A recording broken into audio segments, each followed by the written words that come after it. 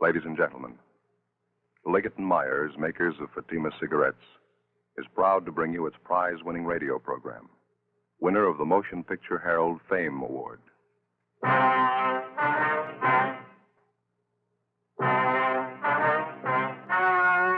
story you are about to hear is true.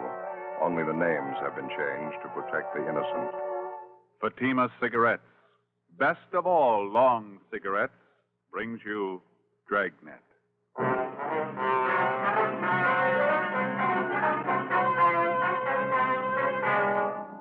You're a detective, Sergeant. You're assigned to homicide detail. 12 men drop completely from sight over a short period of time. There's evidence of foul play. 4 months pass. You finally locate the leading suspect in the case. Your job? Pick him up. You'll be amazed when you compare Fatima with other long cigarettes. You'll find they now cost the same. But in Fatima, the difference is quality. You see, Fatima is the quality king-size cigarette because it contains the finest Turkish and domestic tobaccos superbly blended. And Fatima is extra mild, with a much different, much better flavor and aroma than any other long cigarette. So compare Fatima yourself. Fatimas now cost the same as other long cigarettes, but your first puff will tell you... Ah, that's different. Yes, in Fatima, the difference is quality. Ask your dealer for Fatima, the quality king-size cigarette. Best of all long cigarettes. Start enjoying Fatima tomorrow.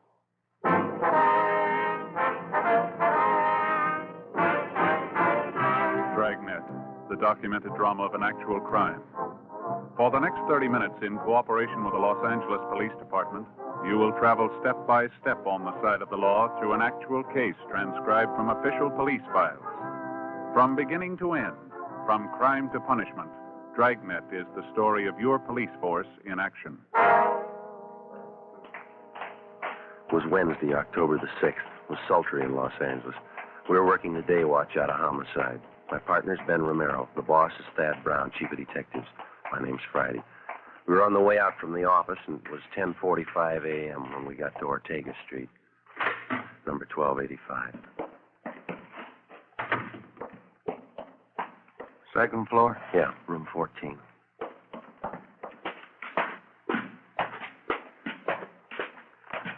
They all smell the same, don't they? What's that? Room and housing. Oh, yeah.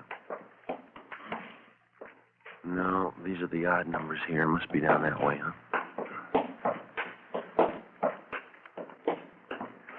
Yeah, here it is. 14. Yeah. Just a minute.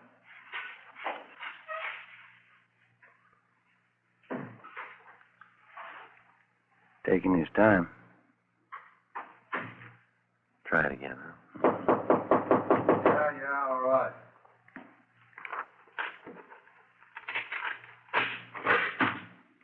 Yeah? Police officers. Your name, Henry Ross? Get out of here. Get out of here. All right, come on.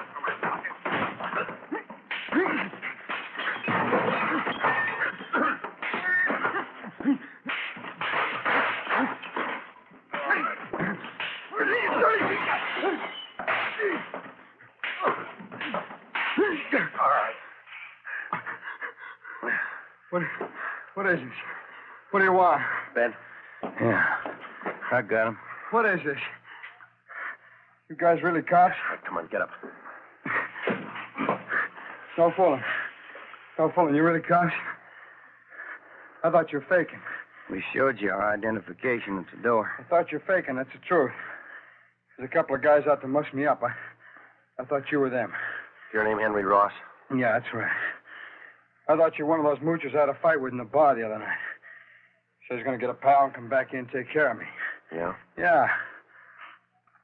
I got no reason to fight with cops. I didn't do my room any good. Landlady's sure going to scream.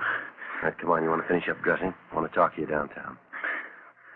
What's it about, officer? Missing person. We'll brief you when we get downtown. Well, it's all right with me. Could you take these handcuffs off, please? It's kind of hard dressing with them. All you have to do is put your shoes on. You can make out. All right. I don't know why you had to slap handcuffs on me.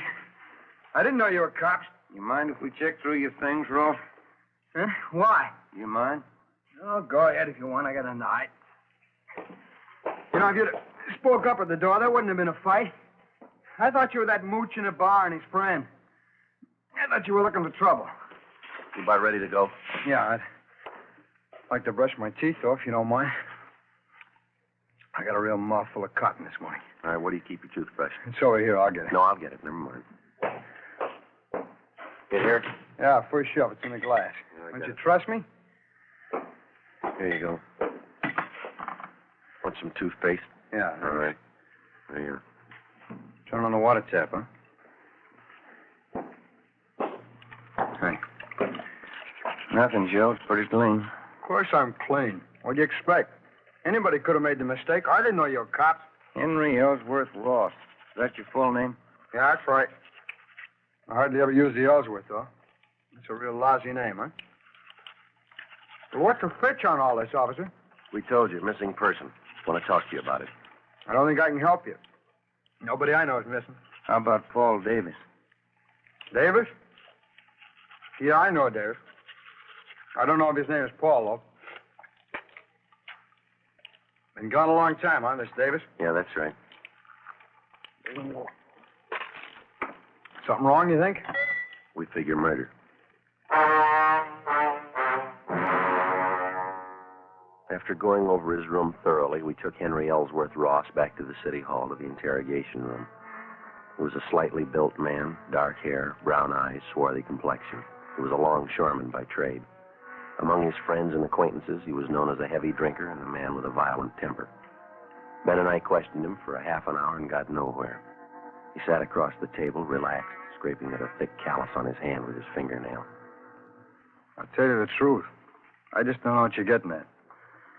I think I know a guy named Davis, and that's about as far as it goes. Sure that's all you got to tell us? Of course I'm sure. Now, look, I got a right to call a lawyer if you're going to sit there and throw a lot of charges at me. We're not throwing charges at you, Henry. We've got a missing persons case. We'd like to have you cooperate. That's about it. Well, maybe I'd like to, but I can't. Paul Davis is just a name to me. Maybe I know him. I don't know. You got that report there, Ben? Yeah, just a minute. Here you go. Thanks. Well, here's the way it goes, Henry. Yeah?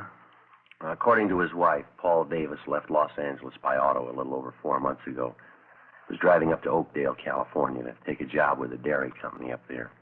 He never got there. He's been missing ever since. So? What's the pitch? All we've been able to find is Davis's car, the 36 Ford Coupe, 7 Tom 792. It was sold a month ago up in Lodi, California. But Davis didn't sell it. A man by the name of Carter signed the pink slip at the time of the sale. Henry Carter. Sorry. Don't mean anything to me. Well, this Carter made it look like Paul Davis had signed the Ford over to him. We checked it out. Davis's signature was forged. That's so? It's supposed to have something to do with me? Did you ever use the name Henry Carter? Of course not. Ross. That's the only name I go by. Never had your name changed? No. Never used an alias? I told you, no. I wonder if you'd mind taking a look at this. Here you go, this here. What's this got to do with me? The pink slip to Paul Davis' car. Hmm. See these signatures on the back here? Transfer of ownership. You recognize either one of them? Paul Davis. Henry H. Carter. No. Doesn't mean anything to me. Is it supposed to? It should, yeah. Why? The signatures are both in your handwriting.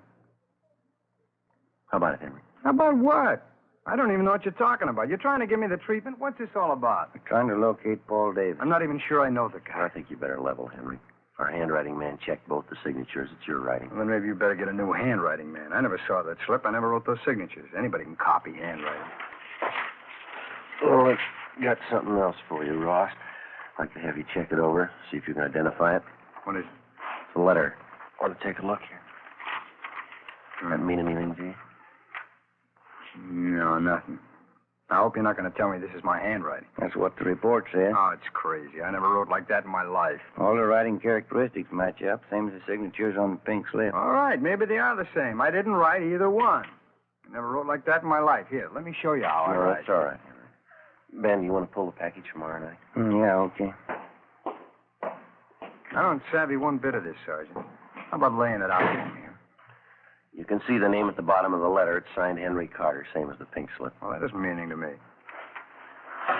Well, this letter was sent to the wife of Paul Davis about 9 weeks ago, and it says here that Davis supposedly was too busy to write his wife, so he had this Henry Carter send a letter. He also writes in here that Davis sold his car to Carter. Somebody trying to cover up, huh? Yeah, we think so. We think it's Henry Carter. This Davis guy, he's been gone about 4 months? That's right. Well, you said you thought Davis was murdered. How come? Just an idea. Oh. 8 men had disappeared from around here in the last 14 months, just like Davis. 6 more up in the San Joaquin Valley the same way. They took off alone on auto trips, never seen again. Not a trace. Pretty funny. Here you go, Joe. Thank you. You've got your record here, Henry, from Baton Rouge. Sent to Sheriff Clemens for it. Huh? Look, do we have to drag all out again? It's past. Just one thing we had to check, Henry. You told us that you never use an alias, is that right? All right, I have. I didn't know what you're getting at. I didn't figure there's any use dragging out dirty laundry again. I asked you if you ever used the name Henry Carter. Okay, I've used it. It's a common name. There's a lot of Henry Carters around. We only know one who fits your description. I'm clean. You know that. Want to smoke, Henry? No. Joe? Yeah, thanks. Well, let me have one, will you? Sure. Here you go. Thanks. We got a match here. You know, we rode this thing for 4 months. It's all over the state. Here. Thanks. I'll tell you what we got, Henry. We'll let you make up your own mind. It's not my writing. On June 4th, Paul Davis left Los Angeles in his car headed for Oakdale. Late in the afternoon, he stopped for gas at a service station just beyond San Fernando. The attendant says a man was with Davis. You fit that man's description, Henry. Yeah? Well, I've seen monks like that in court. They get on the stand and can't even remember their own name. A couple others. You and Davis stopped for a hamburger just outside of Gorman. There's a man there. He remembers you, too. You stopped again in Bakersfield. Picked up a quart of oil for the car. You and Davis had a Coke. It's the last time he was seen alive. That makes me a killer, huh? A month after that, the pink slip to Davis's car came through DMV up in Sacramento. That was for the transfer of ownership from Davis to Henry Carter, both in your handwriting. A couple of weeks later, Mrs. Davis got that letter. A month ago, Davis's car was sold to a dealer in Lodi. Yeah. We found the dealer, Ross. Showed him your mugshot. He says you sold him the car. That all? That's just the main part. There's more.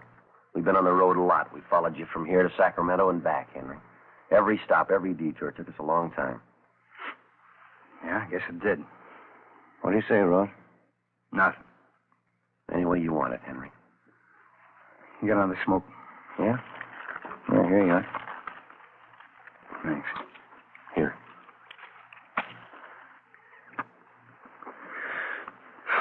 Yeah. I guess you worked hard on it, huh? All over the state. That's right. Must be pretty hot up in the valley summertime. Dusty, huh? We made out. I've never been up in the valley in summer. It's too hot for me. We got people who saw you there. What's it prove? 10 people and some writing samples. You can't build a case on that. You know it, don't you? We're going to try. You think I murdered Davis? You, Sergeant? Yeah? You think I murdered those other guys, too, huh? What was it, 10, 12 of them? We're asking about Davis. You think I killed him? Tell me the truth, do you? You think I murdered Davis? Yeah, I think you did. Uh-huh. Well, then you know as well as I do. There's only one way to prove it. Yeah. Find his body. 1:15 p.m. Ben and I took Henry Ross out and fed him some lunch. Then we took him back to the city hall to the interrogation room where we continued to question him. It was relaxed, and he talked a great deal about everything but the disappearance of Paul Davis. He didn't seem anxious to get away, made no demands for an attorney to represent him. For a full hour, he did most of the talking. He told us about the different homicide cases he'd read up on. He asked us about the 12 men who disappeared in the past months in the same manner Paul Davis had. Was there any trace of them at all? Did we have any leads? How did we think we were going to find them? Well, we finally got around to asking him if he'd submit to a lie detector test. He seemed taken by the idea and agreed to it almost immediately. Ben called Sergeant Berger and made arrangements for the test. We made up a list of key questions. At 5 p.m., we took the suspect to the third floor of the old city jail where Sergeant Berger gave him the polygraph test. On the way back to the office, Ross complained he was hungry. We stopped and bought him coffee and donuts. We got back to the interrogation room a little after 6 p.m. The questioning continued. Ross didn't seem to mind at all. He kept talking. We let him talk. 8 p.m. He was still going strong. You remember the Wilson case back in 34, don't you, Sergeant? Woman killed her whole family. Big case, you remember. Yeah, it was pretty tragic. Is that a hobby of yours, Henry, collecting murder stories? No, I just read them, remember 'em. I guess I can remember every big murder case in the last 15 years. That's so. Yeah, it's about all of them. I guess it is kind of a hobby. I get a big kick out of it. I get it, Ben. Excuse me, Henry. Oh, sure. Interrogation room, Friday. Oh, yeah, Berger. No, how many? Yeah. Okay, thank you. You know, there's one thing I get a real big kick out of, those detective magazines. Mystery stories, the way they make out the murderer. How do you mean? You know, they always build it up into something big. Somebody's always killing somebody else for $1 million, or maybe over some woman, some beautiful woman. Same way with the movies. That's where they get it all mixed up. I don't think I follow you, Henry. Oh, sure you do. Every time some guy writes a murder story, he's got to build up a big reason for the killing. A lot of money, beautiful woman, revenge maybe. Always got to be a big reason. Motive, that's what they say. Yeah, well, it generally works out that way, doesn't it? Why? I bet you there's a 1,000 murder cases in your files without any reason at all. Some people kill, that's all. I've heard about lots of them. They just want to kill, and they go ahead and do it. Maybe for a few bucks, maybe for nothing. They just do it, that's all. That's all. Sure, you know that. Like this thing you've been talking about. 10, 12 guys disappear. They got a few bucks, maybe they got nothing. Somebody plows them under, and that's all. No big reason. They just do it. So 12 guys are gone. It doesn't mean anything. That's how you got it figured, Henry? Huh? The phone call a minute ago there was a man who gave you the lie detector test. Oh, that right? How'd it go? He just finished going over your graph. He got 16 positive reactions. Yeah, what's that mean? You lied, Henry, 16 times. That right. You better tell him to get a new machine. I lied all the way through. Mind telling us why? No, I don't mind. I guess I knew you'd find out. Let's go get something to eat first, though. I'm hungry. Well, we better talk a little more, Henry. Oh, let's go. I'll tell you why we're eating. Bring a pencil with you. I'll draw you a map. Map of what? The canyon, where I buried it.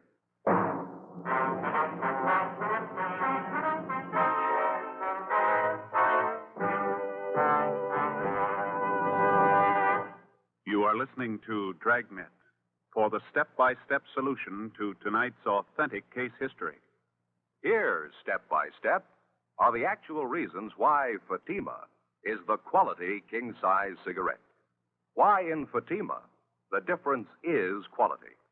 Quality of tobaccos. The finest domestic and Turkish varieties, extra mild and superbly blended to give you a much different, much better flavor and aroma. Quality of manufacture. Smooth, round, perfect cigarettes. Rolled in the finest paper money can buy. Manufactured in the newest and most modern of all cigarette factories.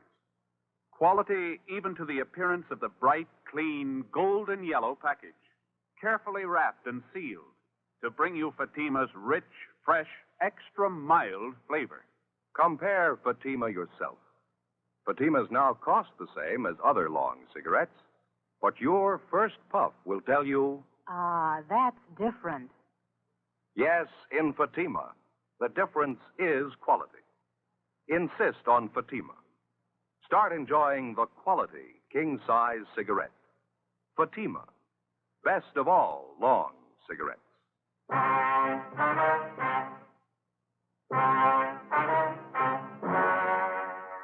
Wednesday, 9:55 p.m. Ben and I took Henry Ross across the street, bought him a Coke at Mac's place, then we took him next door to the Melbourne cafeteria. It was almost closing time.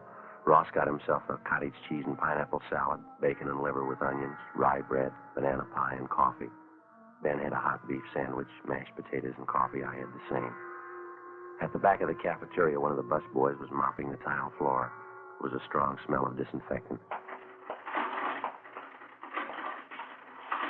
How about that table over there, Sergeant? That all right with you? Yeah, it's okay. Doesn't make any difference. Fine. Yeah.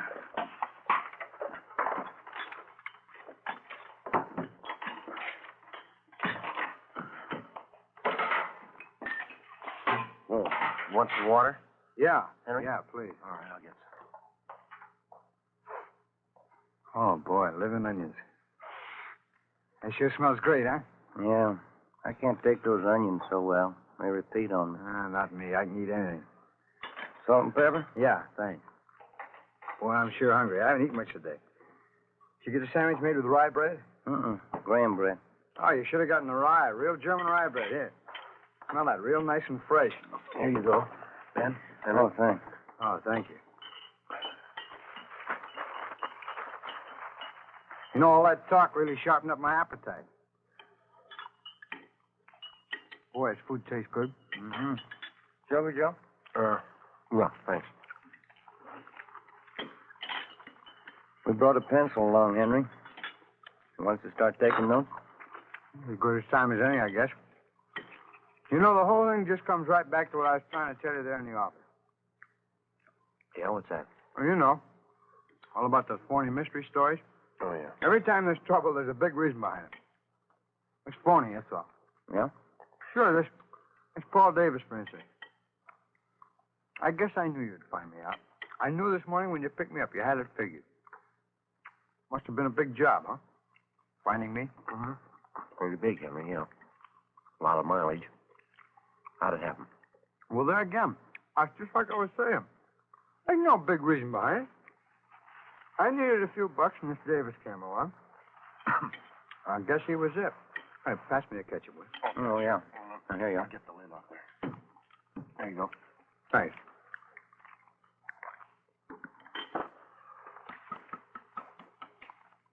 Where'd you meet Davis, Henry?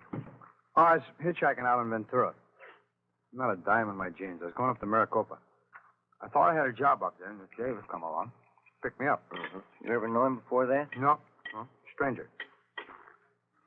He says he's going to Oakdale. Little guy give me a ride. Go ahead. Well, we stopped for gas at San Fernando, and I saw he had a few bucks in his wallet, and I guess that's when I got the idea. About what? Killing him. Now, maybe that gives you an idea what I was talking about. You don't need any big reason to kill somebody. Davis said 18 bucks. Now, suppose I told that to a writer. Somebody killing the guy for 18 bucks. That wouldn't make much sense, huh? He'd tell you it'd never sell. You need $1 million, beautiful woman, good motive. Yeah. Where'd you kill him, Henry? Just outside of Bakersfield. Little canyon there. I got Davis to buy a fifth of sherry in Bakersfield. He drank some on the way. Hey, pass the salt, huh? Yeah. There you are. Thanks. Liver's no good without plenty of salt. How'd you kill Davis, Henry? Well, that's a funny thing. He drank some of the wine, got a little sleepy. I was just outside of Bakersfield. Dark by that time. I spotted this little canyon. I figured it's as good a place as any. Well? So I get some, pull off to a side road and had a few more drinks. I spotted this little shack out there in the middle of nowhere. Exactly where was this, Henry? Well, I can show you. It's maybe 2 miles north of Bakersfield. We got to the shack, finished the wine, and went to sleep. Both of you? Mm-hmm. And that's where the funny part comes in. I guess I killed Davis, all right. But I didn't mean it. Oh, brother, get a whiff of that, huh? Why do these monks have to mop up while people are eating? They'll be through in a minute, Henry. Fine. How'd you mean, Henry, you didn't mean to kill him? You already told us you had the idea. Well, sure I had the idea. Let me explain, huh? We both went to sleep in the shack, Davis and me. Guess that must have been, about 9 o'clock at night. I don't know what it was. Maybe the wine, I guess, but I started having nightmares. Yeah, now maybe this part sounds like a story, but it's the truth. I had all these dreams. I woke up, but they're still there. What was that? Faces. Faces. That's all I could see. Air is full of faces. I guess I was really still asleep. Yeah, go ahead. Oh, I picked up a 2x4 and started swinging at them. Their faces. Funny thing, too. I knew every one of these faces. How do you mean? People I killed. There are only a dozen of them, really, but it seemed like there were 100 of them all around in the air. Well, I grabbed that 2x4 and I started swinging. I was cold and sweating all at the same time, and I kept on swinging. And I saw Davis's face, and I swung hard, kept swinging. Didn't he make a sound? His eyes closed, kept on swinging at his head. Well, I come to, there he was. lying on the floor. Seemed to take those other faces away. They didn't bother me after I killed Davis. What'd you do with him, Henry? Oh, pulled him outside the shack, dug a hole and buried him. Burned his clothes, took his car and money, and drove off. I'll show you if you like where I buried him, How about these other men, Ross? These faces you saw. Oh. What if I get a little more coffee? Huh? It's all gone. I'll get it. Joe? No, thanks. None for me. What about it, Ross? The other men? Well, I don't recall them too well. It's what you said in the office. 10 or 12 of them. A couple in Sacramento, the others down through the valley. Like I say, there was no big reason for killing them. It just happened that way. What'd you do with them, you remember? Generally, yeah. There's one of them that stands out. Guy by the name of Slattery, some kind of salesman, a real crybaby. Where'd this happen? Well, we picked him up in his car outside of Chowchilla. It's nighttime. He must be feeling pretty good. I made him stop on a side road. I hit him with a piece of angle iron. He cried like a baby. Buried him in a field there. This one of the faces that I saw. That's funny, huh? It shows you how psychology works, huh? Yeah, what'd you do with his car, Slattery's, I mean? Drove it down to Mexico and sold it there. Guess that's what I should have done with Davis's car. Oh, here you go. Oh, thanks. These killings of yours, you got any more you want to tell us about? Well, I told you already. 10 or 12 of them. They're pretty much the same. When was the first one? Oh, maybe 18 months, 2 years ago. First one wasn't any harder than the last. It's just like I was telling you before. Yeah. Everybody builds up murder. It's supposed to be a big thing, hard to do, all those phony stories. I'd just hit a guy a couple of times or something, that'd be it. A real small thing. Didn't change me any. That's why I say it's all built up. You ever been treated for any mental sickness, Ross? No, why? You ever been examined by a psychiatrist? No. After you killed these men, did it bother you at all? I just had one dream. Time I was with Davis. That's about it. Sure good meal, Sergeant. Thanks. Yeah, okay. You ready, Ben? Let's go. We go back upstairs, huh? Yeah. You want to give us a statement? All right. I had an idea you'd find me. I guess I always knew that you'd find me. Well, let's go, Henry. Guess I proved my point anyway, huh? It's all built up. Huh? Murder. Killing somebody. Those phony stories. It's all built up. It's cheap. No, you got it wrong, Henry. Huh? Wait till they read you the bill. The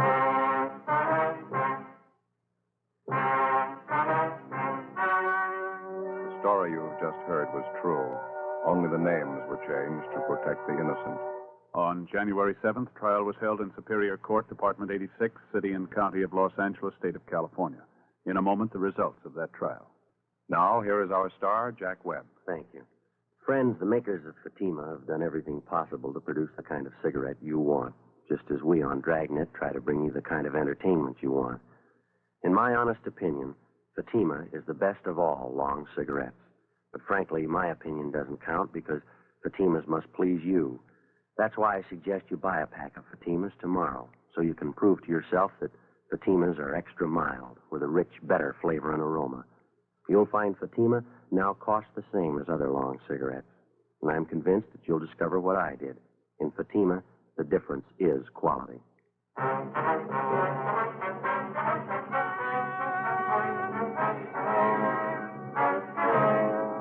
Henry Ellsworth Ross was tried and found guilty on 2 counts of murder in the first degree and received the death sentence.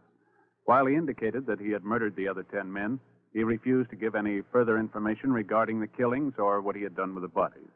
Ross was executed in the lethal gas chamber at the State Penitentiary, San Quentin, California.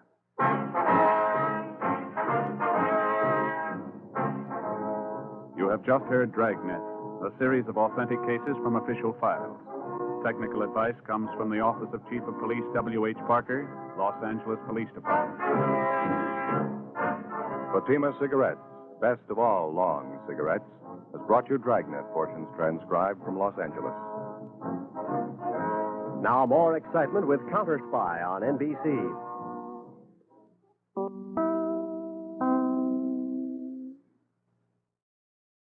Ladies and gentlemen, this program is for you, not your children.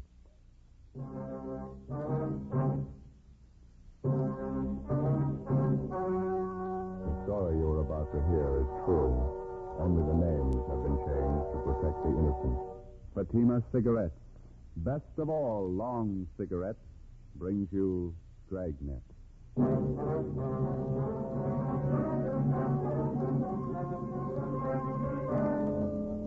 You're a detective sergeant.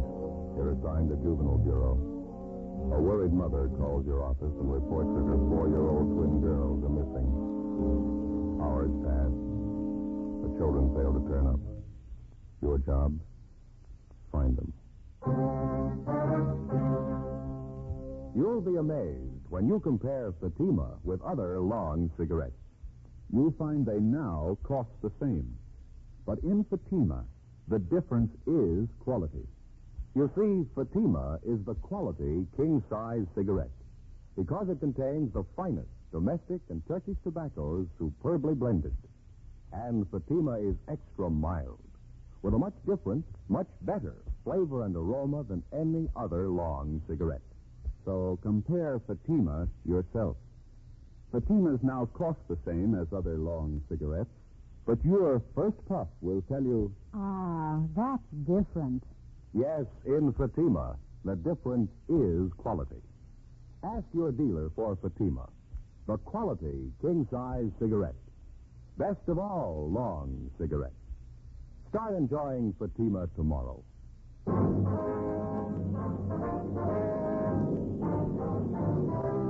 Dragnet, the documented drama of an actual crime. For the next 30 minutes, in cooperation with the Los Angeles Police Department, you will travel step by step on the side of the law through an actual case transcribed from official police files. From beginning to end, from crime to punishment, Dragnet is the story of your police force in action. It was Saturday, August 7th. It was hot in Los Angeles. We were working the day watch out of Juvenile Bureau. My partner's Ben Romero. The boss is Inspector Bowling. My name's Friday. It was 7:35 p.m. when we got to where we parked our car. 80K.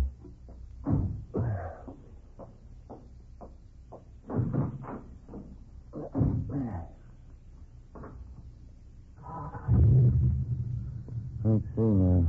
Your house is back that way, huh? Yeah. You like to swing around here, huh? All right. Now I'm on that side. Okay. Plenty of room here. No, you better wait a minute. Okay, it's all clear now.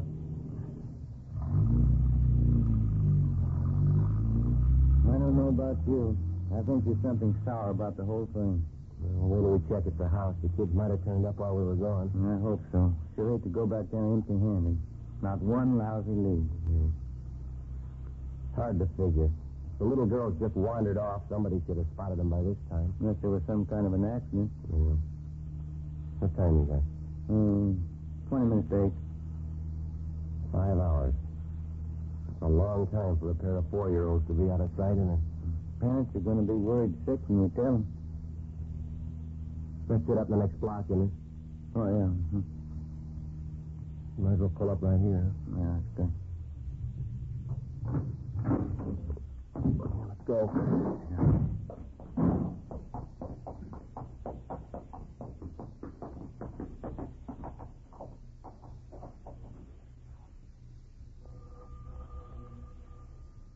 Lousy job. I'll put in with you. Oh, the officers come in. Thank you. Have you heard anything? No, sir, not too much, Mr. Carson. We just finished checking the neighborhood. Well, somebody around must have seen the kids. Did you talk to everybody? We checked out all the names you gave us, sir. Everyone who knows your little girls, the kids they play with, their friends, parents, storekeepers in the area. But somebody had to see them. They got to be around someplace. Joan and Tilly got lost in that park. I know they would have headed up toward home. Sergeant, what is it? You find it? No, we're still checking, Miss Carson. There's nothing much to tell you right now. Dear God, somebody's got to have seen it. Tilly and Joan couldn't have wandered off that far. I don't think it's as bad as it might seem to you, ma'am. Children have been missing a lot longer than your two little girls and turned up all right. Just try to relax, Miss Carson. Why hasn't somebody seen it? They wandered out from us in the park, but it's only 3 blocks from your house. Why hasn't somebody seen it? Dark out.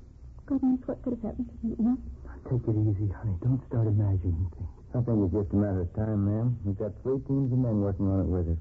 Gotten out a broadcast on your girl? Did you talk to the Spaniards on the street in the Peterson? Yes, ma'am, we did. We checked out all the names that you gave us. There is one thing we wanted to ask you about. What's that, Sergeant? Well, about the spot in the park where you had your picnic this afternoon, where the little girls wandered off from. The Exactly where I pointed it out to the other officers, by the eucalyptus grove, right off 7th Avenue, just about 3:30 this afternoon. We finished lunch. Frank was taking a nap, and I was reading. I saw the girls playing tag over by the tree. I looked up in a few minutes, and they were gone. Just like I told the other officers. Then you're sure about that location, huh? Of course I'm sure. Where's their life is? I want to find the girl. Please, Madam, sir.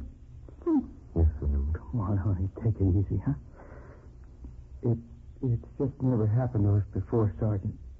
Joan and Tilly's never gone off like this. It's not like them, that's all. They're only babies, really. Yes. Would you like me to get that for you, Mr. Carson? Yes, sir. Would you please? Sure. Oh, hi, Wilkie. Joe, anything? No, not yet. You? Want to step outside? Yeah. Yeah? Ralph and I checked with a guy who runs an ice cream wagon. He works the area in the park where the kids disappeared. What'd he tell you? He saw a couple of little girls about a half mile from that eucalyptus grove. About 3 o'clock this afternoon. They were with a man. Yeah. Says he saw the man put the kids in a truck and drove off with them. 8 p.m. Together with Tom Wilkie, Ben and I left the home of Mr. and Mrs. Frank Karsten, the parents of the missing girls, without telling them about the latest report. Until it was positively confirmed, we felt that telling them would serve no purpose other than to worry them needlessly. The ice cream vendor, a Mr. George Comanche, who had reported seeing the 4-year-old girls, considered to drive out with us to the park area where he'd spotted the children in the company of an unidentified man. I was right over there, officers. This big guy, mustache, he had the little girls, one on each hand. He was walking them out of that clump of trees over there. Think you can describe the man for us, Mr. Comanche? Well, I didn't look that close. I thought he was the father. The kids were sniffling, you know. Maybe like they'd been crying. Well, better check the ground over there by the trees, huh, Wilkie? Yeah, sure. Dan? Ralph, want to give a look over here?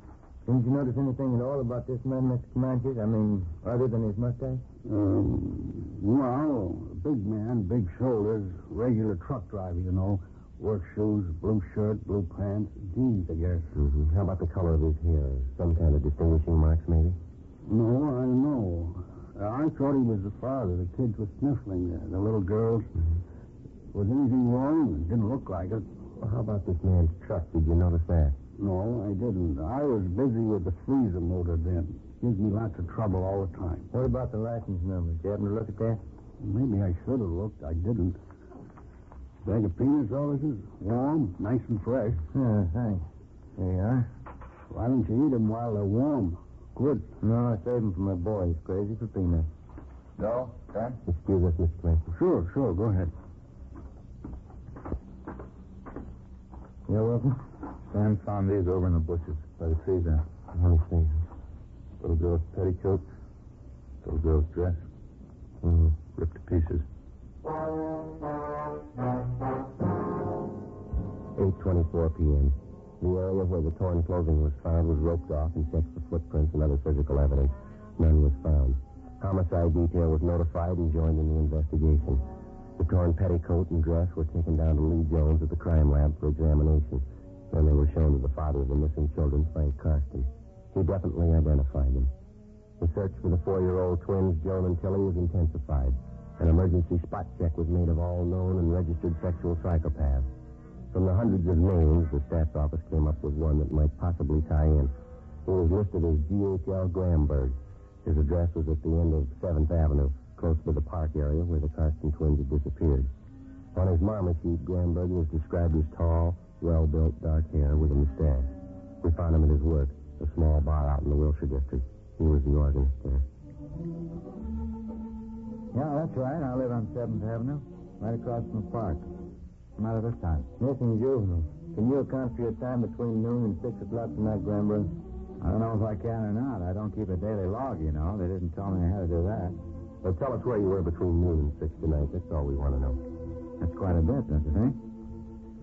Suppose I told you I was playing canasta with a maiden aunt. Would that shock you? Look, we're not in the mood for smart answers. You just give us an alibi we can check, that's all.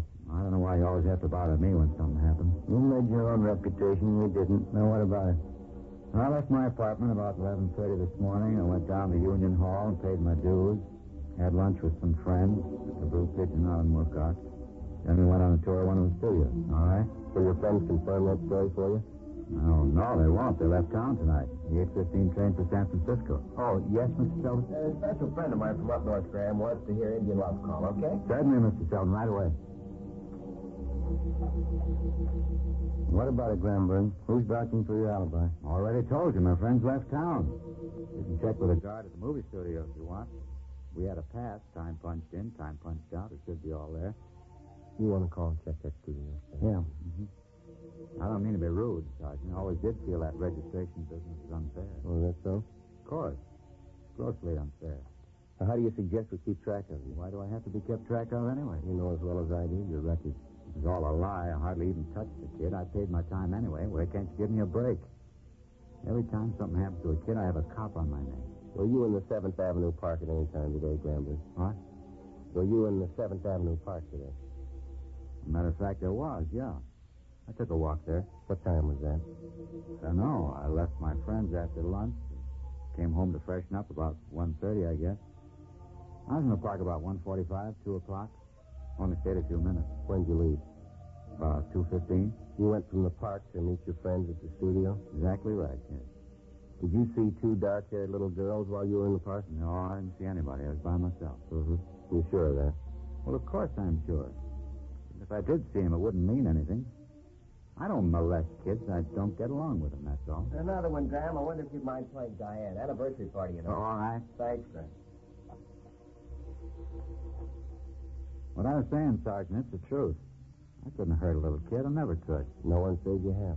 Well, I know, but I just want to know how I feel. Maybe I don't get along with kids, but I couldn't hurt them. Little girls especially. I like kids, really. I just don't understand how I like them. Real strange thing, isn't it? Yeah. Bill, can I see? Did you talk to the studio? Yeah, I checked with the guard. What'd he say? Gramberg was there from 2:30 to 4:30. You double-checked the time? Yeah, his alibi is good. 10:55 p.m. The 4-year-old Carson girls were still missing. A special detail of men from homicide were assigned to a general canvass of stores and homes in the park area. All the residents were questioned. No one had seen the children. 11:20 p.m. We headed back to the Carston home. No more out of smoke, Joe. You got some? No, I'm out, too. The drugstore up ahead. I guess we'll get some there, huh? Yeah. That car in front of us. That's Wilkie and Bates' car, isn't it? Let's see. Yeah. Oh, here's Wilkie coming out of the drugstore. Hey, Will? Romero? Joe? Just talked to the office. Anything new? They got a call from the Valley Station a few minutes ago. Yeah? The little girls. They've been found.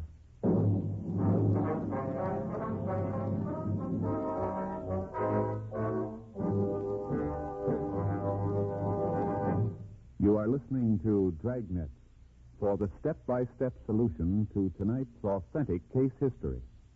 Here, step by step, are the actual reasons why Fatima is the quality king-size cigarette.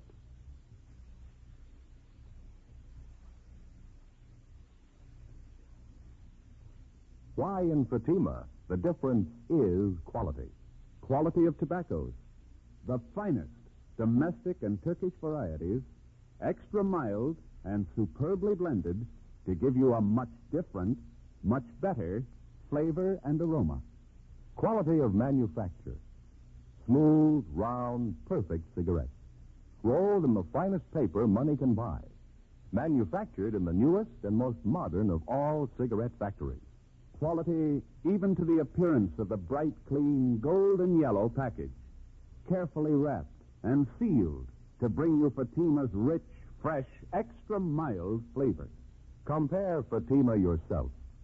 Fatimas now cost the same as other long cigarettes, but your first puff will tell you... Ah, that's different. Yes, in Fatima, the difference is quality. Insist on Fatima. Start enjoying the quality king-size cigarette.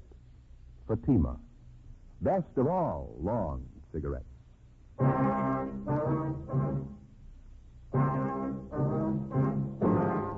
11:25 p.m. As soon as we got the word that the 4-year-old Carston twins had been found, Ben and I drove back to the office where Inspector Bowling filled us in. A few minutes past 11 p.m., a motorist out in the valley spotted the two small girls walking hand in hand along a deserted side road off Ventura Boulevard. Their clothing was dirty and torn. They were alone. The motorist picked them up, took them to the Valley Division station where the girls were identified. He sent out a partial cancellation on the APB. The twin girls were taken to the Georgia Street Receiving Hospital where they were treated for cuts and bruises. Then they were returned to their home. The doctor reported that both girls had been criminally molested. The search for the abductor went on. Late the next day, Ben and I drove out to the Carson home to talk to the twins, Joan and Tilly. We had no luck at all. They were still shaken up from the excitement and shock of their experience.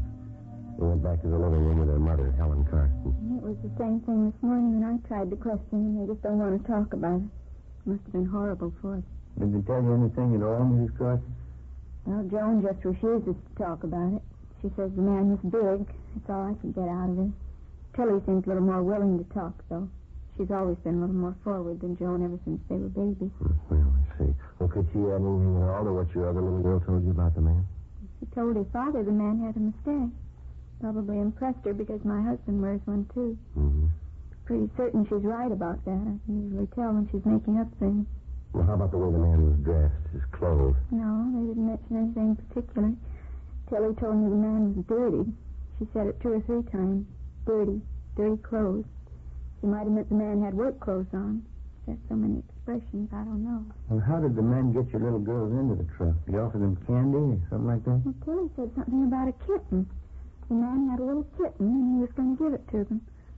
I told him about that once. I told him 1,000 times. Stay away from strangers. Don't go with them. Yes, ma'am. Did they tell you anything else at all about the man's description? Mm-hmm. Tilly said the man was big. I don't know if you could count on that. Everybody looks big to her. I talked to her an hour, but she just kept repeating the same story. The man made them cry, tore their dresses, hurt them. Just horrible for them. Yes, ma'am. Did they tell you anything at all about the truck the man was driving? Maybe the color or something like that? Well, Tilly called it a big car. Funny big car. She said it was red with red pictures all over it. You can't put much faith in that, though. Why not, ma'am? Well, everything's red to Tilly now. Everything has red pictures on it. Just the phase she's going through. A few weeks ago it was blue. Everything was blue to her. Now it's red. Everything's red. I see. Well, you think they might be able to tell you a little more in a day or so after they've quieted down? Well, I don't know. I certainly hope so. Thank God it's all over. Their home's safe. That's all that counts. Oh, ma'am, I'm afraid there's more to it than that. What? The man that did it's still free. Monday, August 9th. The search for the suspect went on. All of us, the men from juvenile and homicide detail, were pretty much feeling our way in the dark. Repeated questioning of residents living in the area where the abduction took place netted us nothing. Our 2-star witnesses, the 4-year-old twins, were able to contribute little. We stayed on it. Another 3 days of pounding the pavement, knocking on doors, and asking stock questions led nowhere. As in most cases like this one, the criminal enjoyed the distinct advantage of having victims who were unable, because of their age, to clearly identify him. Tuesday, August 10th. In the late afternoon, we got a call from a Bernice Hopper, a real estate agent in the West Hollywood area. 4:15 p.m. Ben and I drove out to interview her. Excuse me, officer. I just got to find that listing book first. Right ahead, Miss Hopper. I just know it's got to be here someplace. Well, yesterday morning, I remember Oh, here it is. There. Now I can start to do business again. Well, I don't know if this is going to help you any in your case, officers, but I certainly think something should be done about it. Flagrant. That's the only word I can think of, just flagrant. Well, would you like to tell us about it, ma'am? Well, I saw him yesterday, for one thing. See, I was coming back from lunch about 2:30 in the afternoon. Mondays I always have late lunch. Yes, I see. I was passing the corner a few blocks from the grammar school right up above on Prospect Avenue, and I saw this truck parked and this truck driver leaning out of the window talking to some children. Just tops they were. Just tops. Yes, ma'am. What happened? Well, what happened? It's not so much that. It's just the way this truck driver was talking to these children. I must have been at least 20 feet from them, and even I could hear. What was that, ma'am? He was language. Just filthy. I couldn't understand a grown man talking to little tots like that. Every kind of filth, every obscene word you think of. Flagrant, just flagrant. Was there any point in the way he was talking to the children, Miss Harper? I mean, was he mad at them? Did he seem sober? What was he? Filth, that's all I know of. He was dirt and filth. Some of the children didn't like it, and they told him. That only made him do it all the more. I really think you ought to check up on him. Yes, ma'am. Well, can you tell us anything else about it? Oh, will you excuse me? Yes, ma'am. Go ahead. How do you do? My name's Bernice Hopper. May I help you?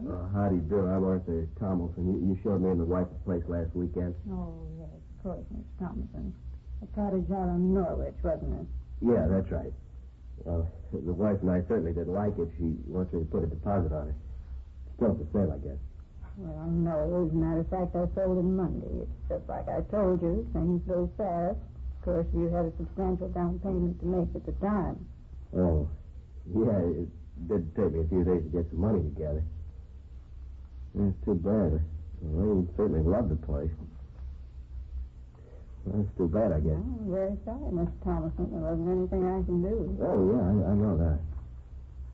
Well, thanks anyway, ma'am. I guess we'll keep looking. Something may turn up. Oh, I'm sure it will. Thanks for stopping by again, Miss Thomason. Yeah. Bye. Oh, my. Everybody wants something for nothing. They want houses, but they don't show the money. And what was it? The truck driver that you saw, ma'am? Oh, yeah. Well, after hearing that talk of his, I just copied down the license number of the truck. I got it right here in my desk. How about the truck driver, ma'am? Did you get a good look at him? I certainly did. The way he acted with those children. Anything unusual about his appearance? No, nothing besides his foul mouth. He was tall, dark, had a mustache. Tarzan. One more thing. Truck he was driving. Yes, ma'am. There were pictures painted on the side. Circus animals, I think. Did you notice the color? Oh, yes. It was red. Even the pictures are red.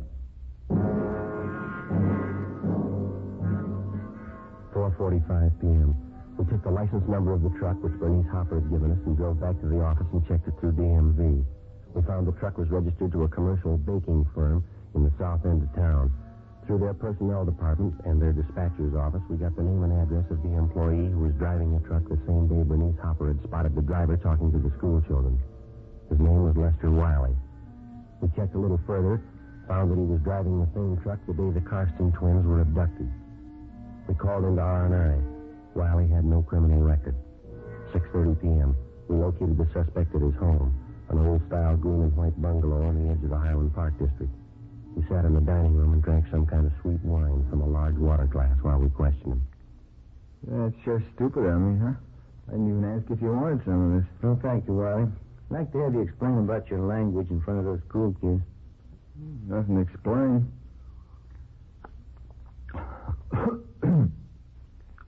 Bunch of those kids are hanging around the truck. Oh, maybe they wanted to get in and grab some of the cakes and stuff. I read them off, that's all. No, that still doesn't explain the filthy language, Wiley. I don't know. Maybe I wasn't feeling good that day. Might have let a few cuss words slip. I didn't mean anything by it. I like kids. Do you usually make deliveries up around that school area, Wiley? Once in a while, yeah. I get around quite a bit. That's not what they tell us down where you were. Huh?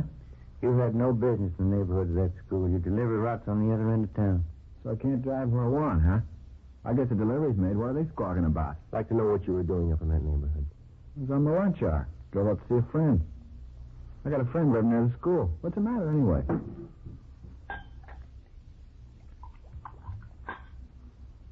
Don't you think you've had enough of that? Look, you're not telling me what I have to do in my house. It's my house. I want a glass of wine, I have it. You're not telling me what to do. All right, Wiley, just take it easy. Take it easy, nothing. I talked to you too long enough. There's the door. You're not coming in here telling me what to do. You better get your coat. We'll talk downtown. We're not talking any place. Now, get out. Get out of this house right now. Afraid your alibi's not going to hold up, Wiley? Is that it? I don't know what you're talking about. You're trying to frame me. Don't you think I know that? That doesn't make much sense. Why should we want to frame you? I know what you're getting at. No, just what you're getting at. Those two little girls last week, you're going to say I took them. You're going to say I did things to them. Well, I didn't. It had anything to do with it. Didn't you? Oh, no. No, I didn't. Oh, look, I'm sorry. Why don't you sit down? I didn't mean what I said. I just got nervous. Sure, Wiley, we understand. Why don't you let me get a couple of glasses, huh? Have some of this wine. Warms you up. Good. Oh, thank you. Just like to have you straighten us out on a couple of things, and we'll let you alone. Yeah? I'd like to know if you can account for your time between 12 noon and 11 p.m. last Saturday. That's the day somebody picked up those 2 little girls, isn't it? Yeah, that's right. Wiley? I don't know. I was making deliveries like I always do. Up to 11 o'clock at night? I was a little late, yeah. Nothing unusual, though. That's so? Another working day, so. It's good wine. I might have been near the park where those kids were. Doesn't mean anything, though. I get around quite a bit. A lot of deliveries to make. All right, come on. How about it, Wiley? Did you grab those 2 little girls? Watch it, Joe.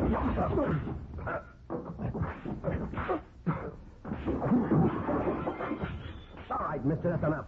Get out of my house. Get out of my house. All right, Ben, get him on him. Yeah, all right. You never prove it, you know that. Now, what about it, Wiley? What's the use? It's no good at all. You want to tell us about it? I didn't mean it, that's all. Didn't mean it. Just once in a while, something goes wrong with me. I like kids. I like them too much, I guess. I didn't mean to hurt them. You ready to go now? Anything you say. Thought I had it with me when I grabbed the kids. What? Thought it was in my coat pocket. Glad I lost it. Glad you lost what? The pocket knife. I was going to kill him. The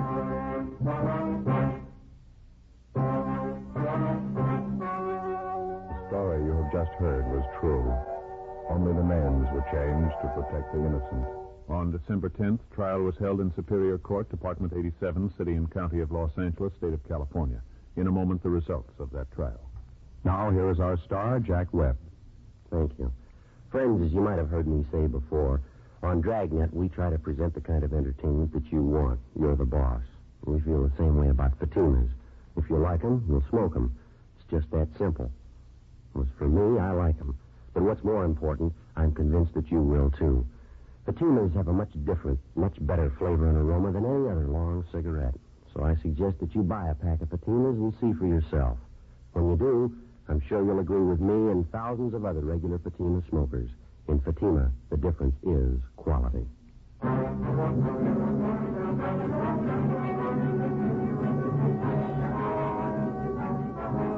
Lester Wiley waived his rights to a preliminary hearing. And at his arraignment in Superior Court, he entered a plea of guilty to 1 count of kidnapping and 1 count of child molesting. He received the sentence as prescribed by law and is now serving his term in the state penitentiary.